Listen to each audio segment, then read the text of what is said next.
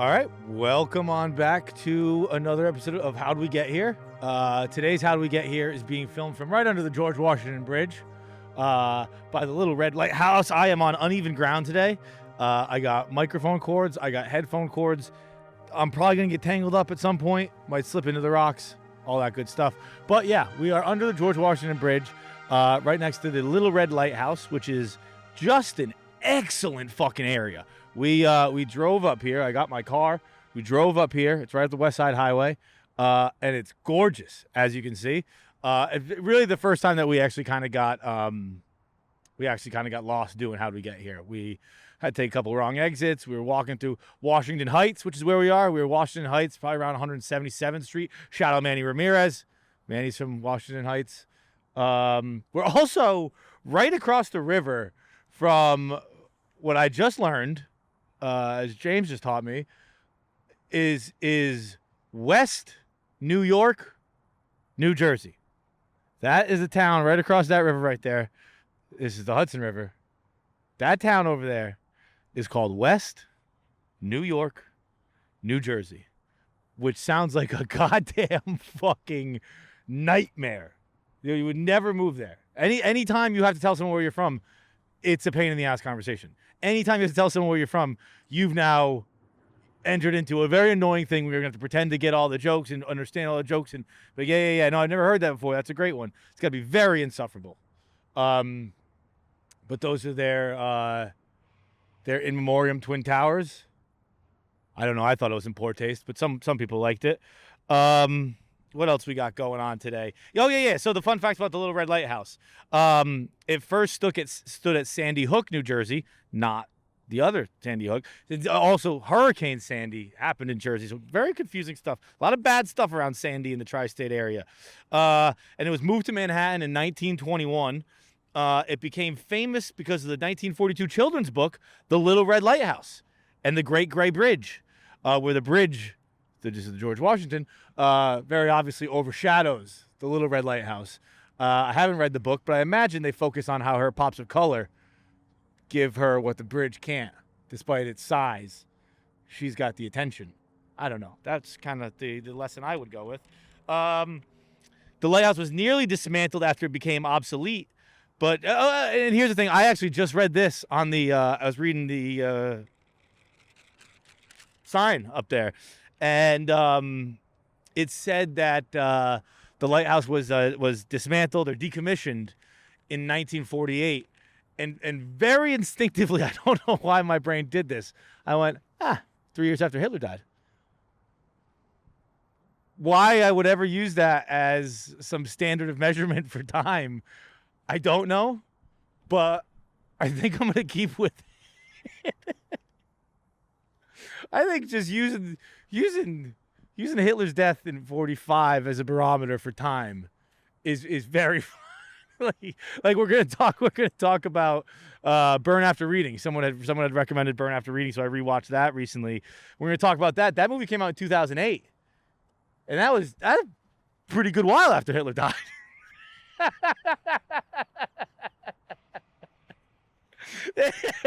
I don't know why. I'm gonna stick to this one. I'm gonna stick to this. That one, yeah. No, yeah. Bruins won the cup. Bruins haven't won the cup since 2011. Yeah, no, that was a long time after Hitler died.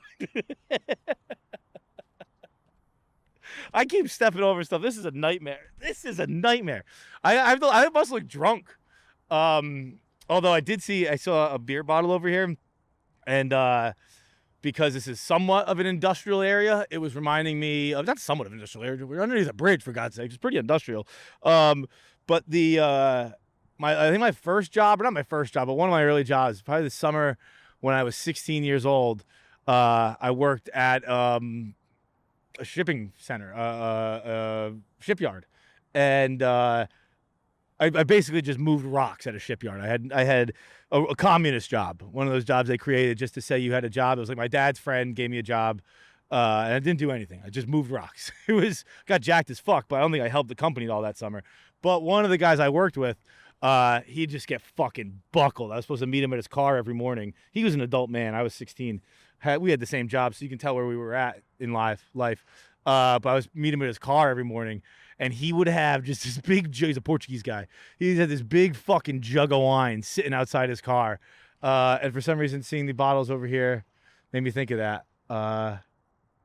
Yeah, he used to love eating his wife's pussy when she was on her period. Called him ketchup sandwich. Oh, my wife's serving me ketchup sandwiches tonight, Johnny. Adult men would tell a 16-year-old that. Wild times indeed. In fact, I think I'm going to use that as my first segue to a topic today. No. Yeah, fuck it, whatever. Do you guys know who Noah Beck is? I feel very bad for this man, I guess. I don't know. His sister's a pervert and a pedophile. But I saw the headline the other day, and it was about this, whatever. I don't know who this guy is. I have no idea. But then my girlfriend was sending me text of the whatchamacallit, the text exchanges between Noah Beck's sister, who's a teacher, she's a school teacher, and if I remember correctly, her 15-year-old student who she was fucking. Disgusting, despicable stuff. And honestly, not a topic I would ever bring up or ever use on this show. Aside for the fact that in the texts, this kid is so mean and disrespectful to this woman that I don't even know if I would use the word borderline. Like, in a different circumstance, you would read these texts and go, that's an abusive boyfriend. That woman is in a dangerous relationship. She's in a bad relationship. She's got to get out of that. But when the woman is a pedophile, it's funny that she has an abusive boyfriend. This kid hates this chick. The one thing he called her fat. There was one in particular that I wanted to read because it was really made me laugh. Okay, here it is. She's basically, to set the scene for you here, she's asking to come into the house to fuck him. She doesn't want to have sex in the car. And he replied, "Nah, chill. Car it is." She goes, "If no one's home, I'd prefer that, but I guess I'll settle for being a rebellious teen." Disgusting, despicable stuff. And he said, "Yep. Just like always, a big kid stuck in high school fucking high schoolers. Shit's crazy, but that's the world we're living in, am I right?" That is insane to me. That is the craziest text I've ever seen. The kid you're fucking is calling you a pedophile to your face, and you still want to fuck him? I don't. Sick stuff. I'm very against of boyfriends being mean and rude and again, downright abusive unless you're dating a pedophile. And in that case, be very abusive to your pedophile girlfriend. That I'm okay with. I think he says like her fat belly or something like that. It's just mean. But whatever. She's a pedophile. Fuck her. What else we got? That was a quick turn. I don't know how we got there. The giant cliffs across the river are the Palisades Cliffs right there. Formed by volcanic activity around 200 million years ago. That's way before Hitler died. 200 million years. God damn. Yeah. That was a long time ago. Pretty cool. I don't know how volcanic whatever created that, but yeah.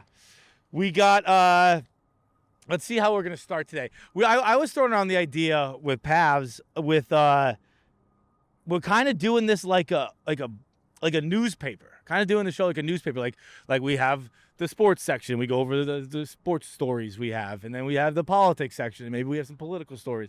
We're never gonna have any political comments, but maybe we'll have some stories. I make political comments. I don't know why I said that. I make them. And then maybe some entertainment, because we got movies to talk about. We got movies I've seen. We got movies I was told to watch by the audience. And we're gonna get through all those. So I guess. So what four sections do we have? We got sports section, we got entertainment section, we got politics section, and we'll get local news. That can be Barstool stuff. Okay, so sports, entertainment, politics, local news. 1, 2, 3, 4. That's 4 things. Sports 1, politics 2, entertainment 3, local news 4. James, pick a number 1 to 4. What do you got there? 3? I don't remember what the fucking thing stood for. 1 was sports. 2 was politics. I think 3 was entertainment. I'm pretty sure 3 was entertainment. So we'll start with movies. Movie section of the newspaper. Flip to that. Add sound. We'll add that in post. Okay, so movies. First off, the Christophers. What a film. What a picture. Really, really, really high on the Christophers. It's right there with the drama. 1, 2. They're the 1, 2 of the year so far. The Christophers, directed by Steven Soderbergh, starring Ian McKellen and Michaela Cole.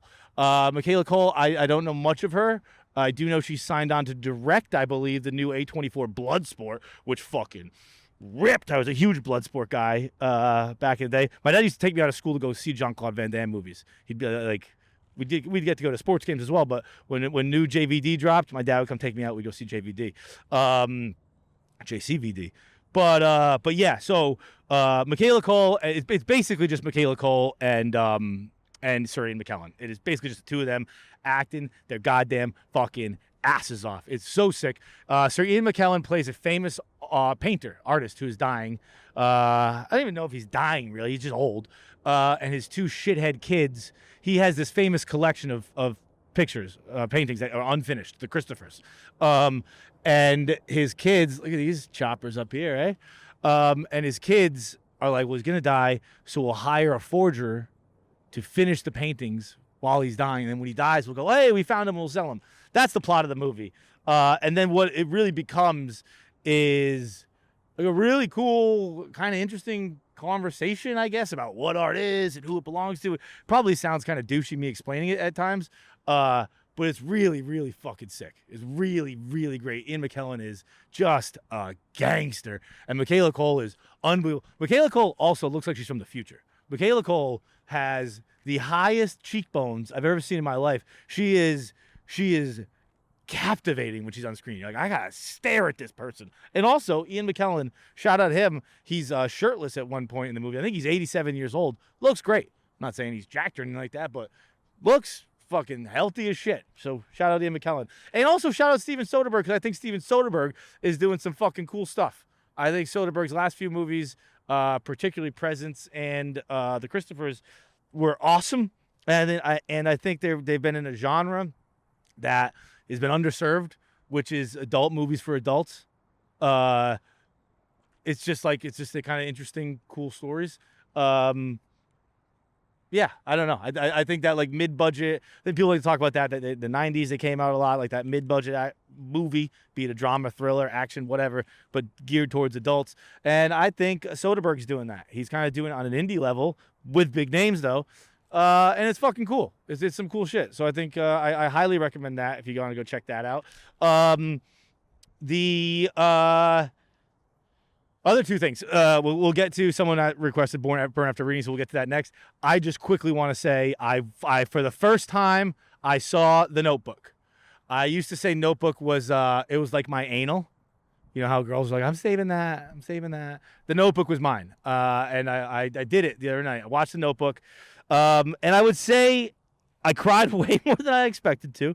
Because I just thought, I'd been told my whole life, it's a crime movie.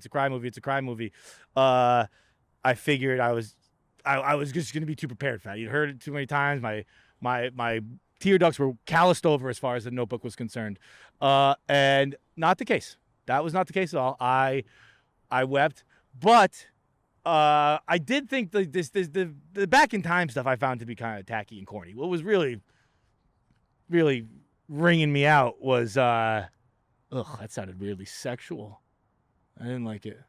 Let's cut that.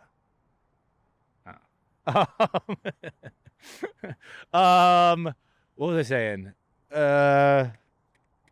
Weirdly sexual. Fuck, what was I just saying, dude?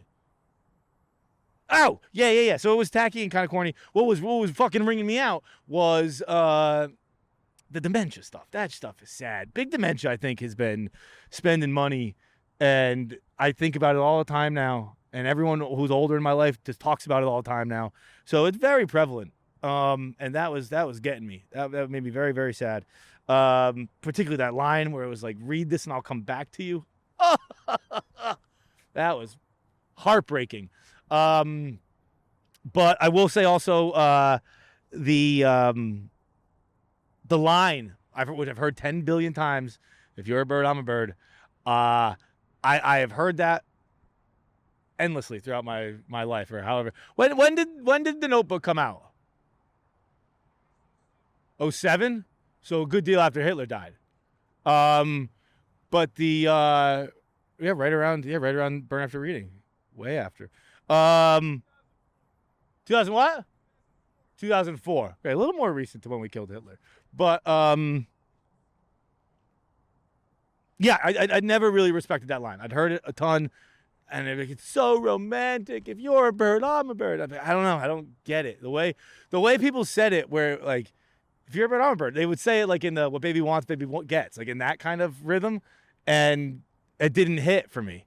And then Gosling said it, and he said it like, "Of course, I'm a bird. You're a bird." You know, that makes sense when he's like, "Yeah, if you're a bird, I'm a bird." Yeah, like he had it like that, and I was like, "Oh, yeah, whatever you are is what I have to be." That was crazy romantic, but the way people said it before, it just didn't hit for me. But overall, the movie, very good. I liked it a lot. I cried my fuck. Like it was a for real when she was kind of having her sundowning or whatever. It was like a slow animal caught in a trap cry. Like I was just like, like it was just like a bleeding, like a BLEAT, like a goat, like a. It was bad, dude. It was fucking bad. And then finally, the request. Paz, do we remember who made the request for Burn After Reading? We're gonna pull that up. We're gonna pull that up. Yeah, Movie Club, Burn After Reading, right here. Neil Kazar, baby. Neil Kazar recommended for Movie Club, Burn After Reading. So I watched it again. I'd seen Burn After Reading plenty of times, but I watched it again last night. Unbelievably funny for the first 40, 45 maybe. And then what I thought was, I found the characters to be so extreme. They just they become grating after a while. You know, you get a little sick of spending time with them after a while. But they must have been so much fun to play for everyone. Like Brad Pitt, that was frustrating watching that too, where like Brad Pitt can be so goofy funny, and he doesn't have to. He has other tools in his bag. Like he can just be like, yeah. No, I'll just go crush goofy funny and show you I can fucking nail that. But then I'll go back to doing awesome shit.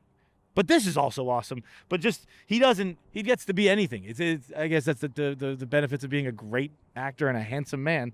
But he's so goofy. Richard Jenkins is so funny in it. Clooney's insanely funny. What kind of floors are these? Clooney's so funny. Fucking John Malkovich when he's yelling, "They're crucifying me. They're crucifying." It's incredibly funny movie for the first 45, and then it starts to drag and it gets a little slow, I found. And then I actually really, really like the ending of Burn After Reading, which if you haven't seen it, is J.K. Simmons and I forget the other guy's name, but he plays Speaker of the House in Veep. It's just kind of the two of them talking for like 5 minutes or so, and they're just explaining what's happened and how all of it really amounts to nothing and is unnecessary. I think it's very funny. I think it's a great ending to the movie. But I also think that like the Coen brothers might have done that to shave 20 minutes off, because he couldn't be with those characters any longer. They were just insufferable. But yeah, that's all our that's the movies I got for right now, I think. Right, we did the Christophers, did watching a lot right now of Kung Fu, interviewing the RZA. He's our next guest on Scene Stealers, which I'm so jacked up about. I'm also watching fucking Of Mics and Men, the Wu-Tang documentary. So watching a lot of stuff. But RZA, I think RZA's gonna be fucking great on Scenes 2. I think he's gonna be so cool. I can't tell you all this now because you gotta watch the episode with RZA. But he fucking just outright asked Quentin Tarantino, like, can I be your student? Like, can I be your mentor? And Tarantino was like, yeah. And then he just spent like years shadowing him. It's fucking insane. It's gonna be such a cool story. I can't wait for RZA to tell me about it. All right, what else we got here for time? We were talking about, we got a couple more movie things. Sorry. Disney unveils Infinity Vision. Infinity Vision, from what I understand, is nothing. And this is a point to what we were saying earlier, that maybe adult movies for adults coming back into the space a little bit. Because Dune 3 has taken all the IMAXs, Avengers Doomsday doesn't have any IMAXs. So they're saying it's an Infinity Vision, which this is what I'm told is nothing. It's just Marvel just looked up the best theaters in the country that aren't IMAX and just we're like, okay, those are Infinity Vision, and it's not a thing. I don't know that maybe we'll cut that because I'm not positive about that. Also, Michael Jackson movie debuts with a score of 27% on Rotten Tomatoes. That movie's obviously not going to be very good. But I will say this: it is hard to make a documentary. It's downright impossible to make a documentary because if you make it with the permission of the estate, which is what this one is, then they're going to take out all the bad stuff. Obviously, like, you know, making a movie about my dad, I'm not going to let you fucking make a bunch of shit about him. Or just say a bunch of shit about it. But it's, most of it true. But I'd be like, I don't want the movie about bad stuff, and I get to say this. However, if you make it without the people, the subjects of the biopic, then everyone will just go, well, you don't know the truth. You didn't get any of the truth. So there's really no winning with a biopic. Having said that, I don't really have a ton of interest in this one. I'm not a Michael Jackson guy. Honestly, not even because of all the rapey pedophile stuff. That played a factor. But even beforehand, I wasn't much of a Michael Jackson guy. I remember when I was at Florida State, my roommate cried the day he died. It's probably 2000. What was that? 2008? So probably like 63 years after he killed Hitler. I don't know if the math is right on that. I was only delaying it to try and do the math right in my head. I'm not sure if it's 63 or 73 years. From 1945 to 2008. Okay, so 5 years gets us to 50. 55. 65. What did I say? It's the 61. It's 68 years. 68 years. Okay, damn, I should have just let that be. What was I saying? This is the problem of me standing up here alone, is that they can't hear me. So when I go, what was I saying? They cannot help. I am on an island. I was talking about fuck.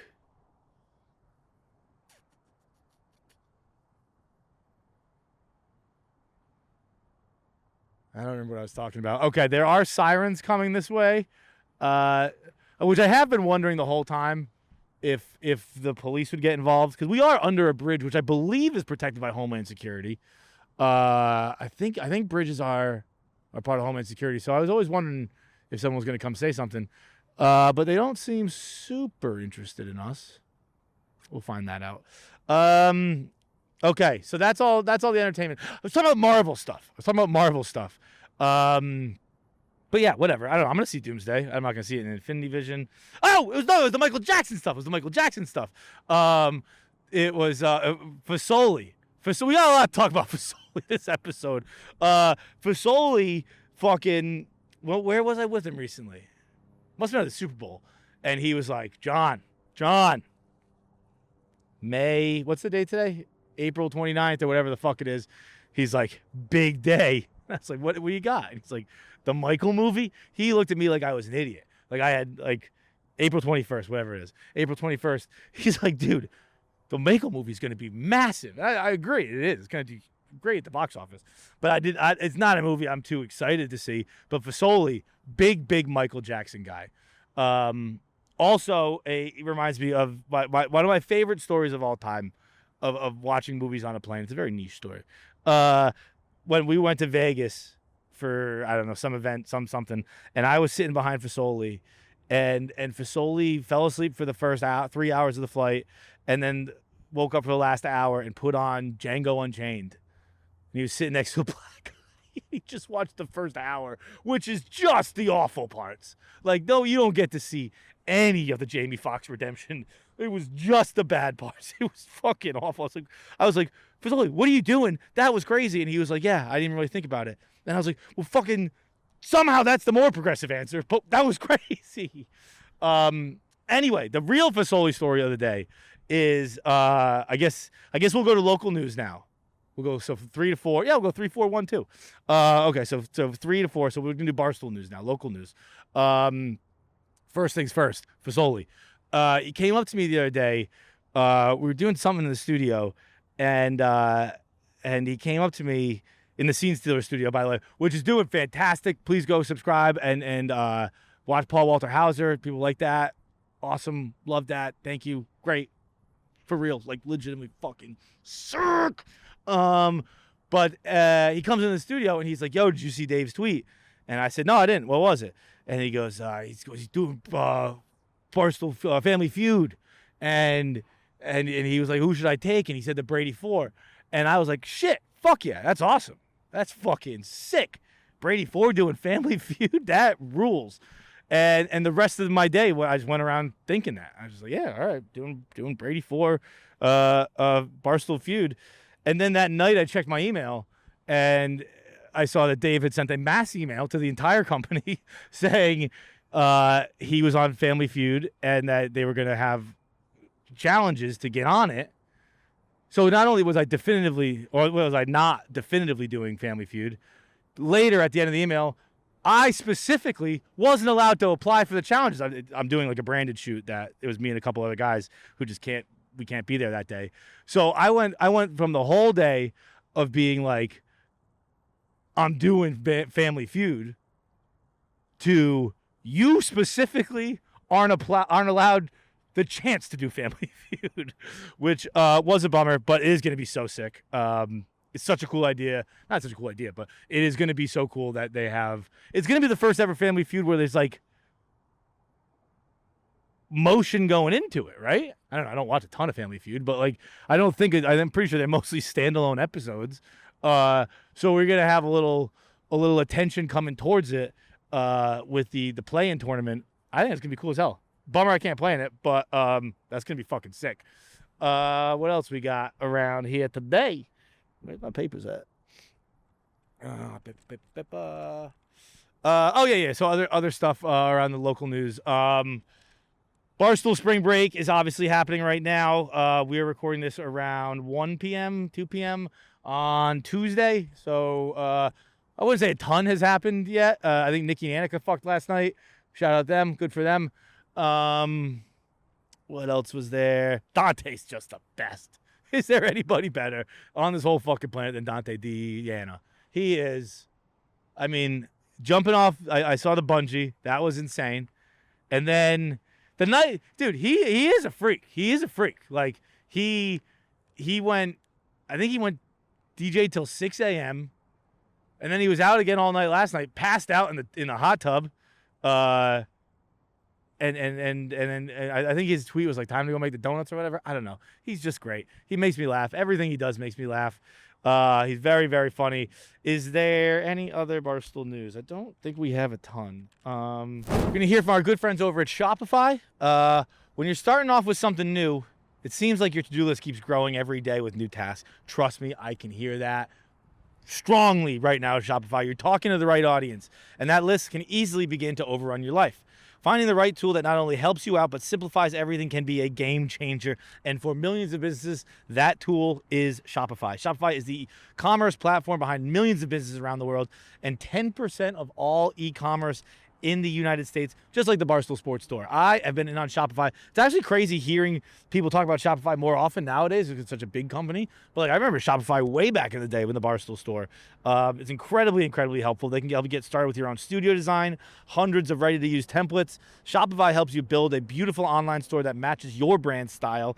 And Shopify is packed with helpful AI tools that write product descriptions, page headlines, and even enhance your product photography. So start your business today with the industry's best business partner, Shopify, and start earning. Sign up for your $1 per month trial today at shopify.com/fightis. We're back, baby. Fight is. So it's shopify.com/FEITIS. Fightis. Go to shopify.com/FEITIS. Fightis. Okay, so that was it. For whatever that was. I fucking forgot. I had one more thing for the entertainment section. The entertainment section, that was, Devil Wears Prada 2. Devil Wears Prada 2 is coming out before we'll have another one of these episodes. It is April 21st right now. May 1st is the next episode. I'm sorry, is when the Devil Wears Prada drops. And I'm going to take this opportunity to, one, tell everybody I'm very, very excited for this movie. It's a great movie. I love Devil Wears Prada. And two, I genuinely mean that. Not like Devil Wears Prada fucking rips. If you have not seen it, watch it. And the second thing I'm going to say is that Nate, Adrian Grenier's character, not that bad, dude. The way that man has been treated, it's, I haven't seen it since fucking Skylar White, probably. Just really, he's fine. He's not the greatest guy. I'm not arguing he's boyfriend of the year. He's not the worst boyfriend of all time. Like, he gets used as like the example of like the worst boyfriend in the movie. He's not that fucking bad. He's a little self-centered. He's a little hypocritical, but largely he is kind of an asshole. But like, his girlfriend is she's completely changed her life, and he's going, hey, what the fuck is this about? That's fair.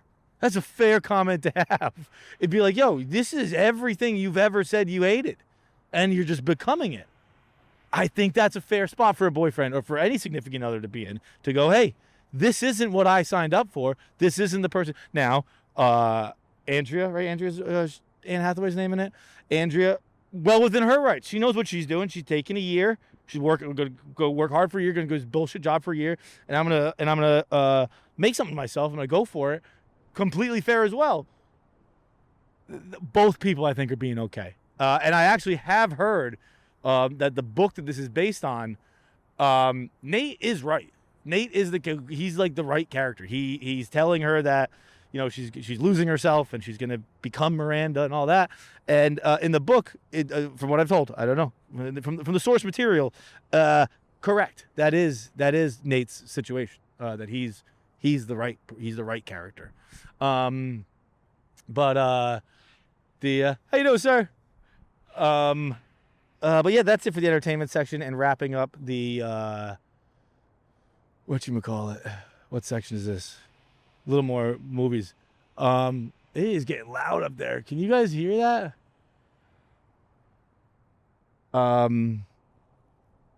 Yeah, there's someone here. Paz is talking to someone, so I'm kind of just killing time. But while I'm doing that, we can talk about I've been on the road. Been on the road with Bert Kreischer. Very, very fun once again. I did shows in, let's see if I can remember correctly. First show was in Chattanooga, Tennessee. Second show was in Cincinnati, Ohio, where I bombed. I've only done 2 outright full-on bombs, I think, in my life. Cincinnati and Columbus, Ohio. Something about Ohio. Something about the Midwest just doesn't sit right with me. They don't like me. No, my show in Columbus was just outright bad. That one was not the crowd's fault. That was me. I sucked. So yeah, that was so it was Chattanooga, Columbus, Lexington, Kentucky, which was at Rupp Arena, which was sick. Got a tour of the Kentucky basketball locker room, which is all the parquet. The whole locker room is the floor from the 2012 national championship, which is fucking cool. And they showed us the film room, which I immediately was like, oh my God, is this the famous Drake film room from He Think He's on the Team? And they were like, yeah, this is exactly that room. But they said it in a sense where it's like, damn, this is supposed to be a cool room, not a meme room. But what else has been on the road with Bert? Oh, okay. All right. So here we go, guys. We're gonna do a little ice talk right now, okay? And it's gonna be okay. It's gonna be fine. No matter what you think, you're gonna be fine. But in flying out to be with Bert Thursday morning, it was my first time leaving from LaGuardia with all the all the changes that have happened. And I don't know what I expected.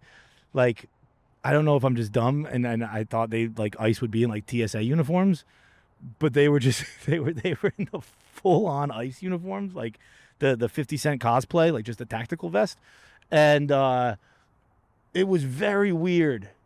It was very weird, like having all around, because it was like getting like they were even doing the TSA on the bags and shit like that. And it was like, and they're in the tactical vest, and they got all this shit going on. And it's like getting a physical, like a routine physical from a doctor in a hazmat suit. You know what I mean? We're like, is everything fucking good over here? And he's like, yeah, it's totally fine. Why? I'm like, I don't know. You tell me, dude. Like, why are you acting like that? Because I thought this was just a regular ass fucking day. So that was kind of funny. It also was funny that in my time walking through LaGuardia Airport, I saw, let's call it 50. Let's call it, make a nice round number. I saw 50 ICE agents. That might be a little high, but let's call it 40. 40 ICE agents. I swear to God, hand to God, one guy was white. Everyone else was brown. I was like, guys, we're not even doing this labor?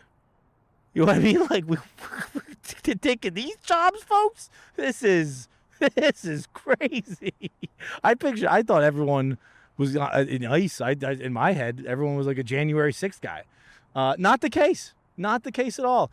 And I actually saw, I saw one guy in there's a guy in front of me. So the ICE was doing everything. I told you they were doing the fucking, what do you call it? The bag. They were doing the bag section, but they were also doing the looking at your IDs and stuff like that.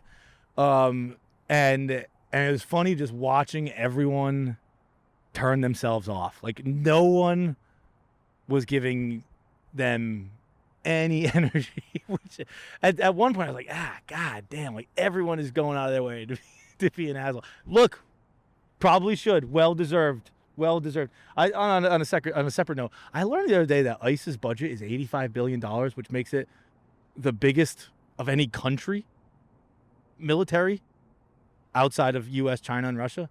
That's crazy. But whatever. The point is that there were, everyone was just kind of like, you just turn yourself off. I'm a pretty outgoing person. I try to make sure everyone I interact with, thinks about that as a good interaction. I'll be honest, I turned it off. I didn't make it a bad interaction, but I kind of just like, here's your shit. I'm gonna fucking move on. I don't really need to talk to you more than I have to. But so seeing that, like, that's all they do every day is everyone's being a motherfucker to them. And there's one guy in particular who got up there, and he hands the guy his ID, hands the ICE guy his ID, and the ICE guy is just like, he goes, hey man, it's not a real ID. And the guy goes, yeah, that's a real ID. And the guy goes, you can tell he's just like, fucking hell. Like he credit to him, ICE guy doing his best. He's like, hey, man, it's not a real ID. And the passenger goes, listen here, bud. Been using it my whole life at airports. It's a real fucking ID. And I was like, oh, he couldn't be more wrong. He couldn't fucking possibly be more wrong. Luckily, they handed him off to a TSA agent, and that seemed to solve that one pretty quick. But on a human level, I do have to tell, like, the ICE guys, I get on a level, it's just like everyone is being a cunt to you. And look, you got the wrong uniform on, bro. You deserve it. But it is also funny to see the the cops next to the ice at TSA.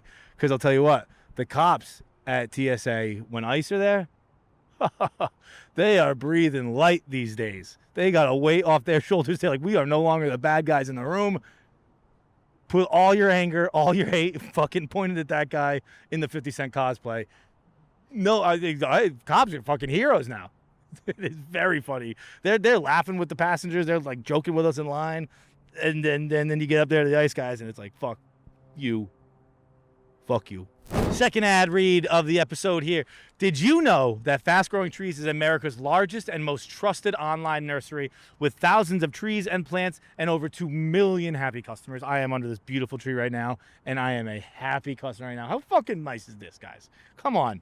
At Fast Growing Trees, they have all your plants, all the plants your yard or home needs, including fruit trees, privacy trees, flowering trees, shrubberies, and house plants, all grown with the care and guaranteed to arrive healthy. Whatever you're looking for, Fast Growing Trees helps you find options that actually work for your climate, your space, and your lifestyle. Fast Growing Trees, I've had these in my house, in my apartment, since before they were advertised, since before that. It is just so nice to come home to some succulents. Having greenery in your home just makes you happier. Makes you you're living with something. You're with a living being. It's just nice. It doesn't make any sense. If you're like in your 20s, you probably think I'm an idiot. Once you have it, you're like, oh, this makes me happier. You don't need a big yard or a lot of space. You can grow lemon, avocado, olive, or fig trees indoors, along with a variety of houseplants, all grown with care and hand-selected to thrive in your home. Right now, this second, everybody, they have great deals on spring planting essentials, up to half off on select plants. And listeners to our show get 20% off their first purchase when using code GETHERE at checkout. That's code GETHERE at checkout. You will have an additional 20% off better plants and better growing at fastergrowingtrees.com using the code GETHERE at checkout. Fastgrowingtrees.com, code GETHERE. Now is the perfect time to plant. Let's grow together. Fastgrowingtrees.com, code GETHERE. But that was an experience to the airport, which was funny, I thought. I also being on the bus, being on Bert's bus right now, I'll tell you what, is a little fucking frustrating because everyone's sober right now because Bert's got the blood clot, so he's on the blood thinnies, and just no one's really drinking that much. But that's normal for me these days. I'm usually not drinking. So I'm in my regular routine, which is snacking. I'm always snacking. And they think it is disgusting. They think I am an animal to the point where I'm now self-conscious about it, where I'll hold back. I will refrain from getting more snacks on the bus just because I know the reaction it'll happen when I go, well, I'm going to grab something. Anyone need anything? And I'm going to go, oh, he's back on the snacks. It is, snacks and sugar and candy and all that have pretty clearly taken over my alcohol. You get that little smirk. You get that little mischievous devil in you where you kind of get a little, I'll do one more. Yeah, come on, I'll do one more. That is me with candy. I will do one more candy until I pass out at night. And it's nice to have that. I like having the one more.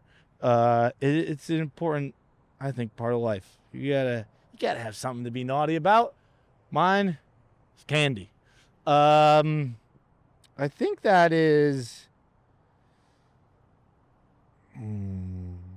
Oh, I guess I guess it's the politics. We're in the politics section of the paper, right? We did ICE and all that. Politics. One more politics section thing. Dude, it is crazy when you just read a headline that your president's fighting with the Pope. And I'm not an idiot. Like the Pope and a president should not always be like the Catholic Church and a country are run very, very differently. They should not always be in lockstep. But it is a funny headline to read where you're like, wait, is this a history book? Like was it King Henry VIII? Like. I like popes who like Pope Innocente, right? Didn't he fight with somebody? Popes with actual names didn't fight with world leaders. But I guess we did, and we do nowadays. We do in this case, and I did think it was funny that I'm a lapsed Catholic, I guess you could say. I was raised Catholic. I don't go to church anymore. I think it's most situation for most people. And for the last 25 years, you've had a pretty easy out when it came to matters of religion and matters of the Catholic Church. You just go, fuck you, bunch of pedophile protectors. And I do think it's funny that the American government lost the high ground to the Catholic Church on that one. Like, you can't dismiss them. You can't just go, fuck you. You don't meet my moral standards, because we have the same moral standards. So that sucks. That sucks that neither of us can take the moral high ground when it comes to the protection of perverts and Noah Beck's sister. I don't know why, but I did. Okay, that is about it, I think. We have, what time is it? Basically, I'm just kind of deciding if I want to save a story. The mailing list. Fucking awesome. I had so much fun. I believe if you have emailed me at fightswillreply@barstoolsports.com, I believe I have replied to you. I think my goal is going to be more emails than I expected, first of all. So at times maybe I intentionally don't have it on my phone. So I have to like sit down and reply to emails. So I sit at my desk and I fucking reply. But yeah, I think it's been great. I think my goal is every time we record a new episode, I will have replied to everybody. I think I have one I have not replied to. I'm sorry, I forget your name, but you sent a screenplay, and I haven't read that yet. I hope to get to it tomorrow, and once I read the screenplay, I will reply to you. But after that, I think I'm all caught up, and I don't know. I really, really liked it. I was very nervous about looking at the emails, and I was very nervous about even. I honestly didn't do it until a couple days ago, and I don't know. I was nervous about the whole situation, and it turned out I really liked it. I had fun connecting with the people who emailed. I had fun talking. I don't know. I hope we keep talking. I hope the whole fucking thing. I don't know. I think that's probably why we had the newspaper idea too. Is I think we're kind of doing things a little old fashioned these days here at Out of Order, and I like that. So please email me. I will be honest. I will be I'm replying. It's not. That was always the thing with social media. I felt the need and the urge and the responsibility to reply or to interact, but it never felt real. Like I just liked your tweet or I said thanks man or something like that. I don't know. It didn't feel like a real conversation.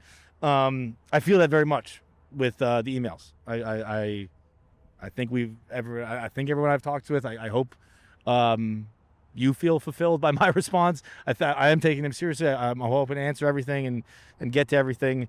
So I really, really, really thank you to everybody who emailed and everyone who will email in the future. And I think that's it. Go see Devil Wears Prada.